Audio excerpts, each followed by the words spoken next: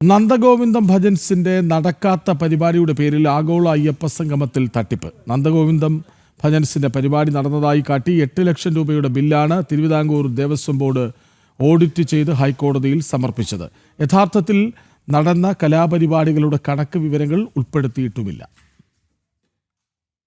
2025 September 20 നടന്ന ആഗോള അയ്യപ്പ സംഗമം അടിമുടി തട്ടിപ്പാണെന്ന് നേരത്തെ വ്യക്തമായിരുന്നതാണ്.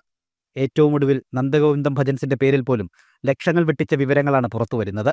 പരിപാടി ദിവസം രാവിലെ നന്ദഗോവിന്ദം സംഘത്തിന്റെ ഭജൻസ് നടന്നുവെന്ന് കാട്ടി 8 ലക്ഷം രൂപയുടെ ബില്ലാണ് ദേവസ്വം ബോർഡ് പാസാക്കിയത്. ഹൈക്കോടതിയിൽ സമർപ്പിച്ച ഓഡിറ്റ് റിപ്പോർട്ടിലാണ് നന്ദഗോവിന്ദം ഭജൻസിന്റെ ബില്ലും ഉൾപ്പെടുത്തിയിരിക്കുന്നത്.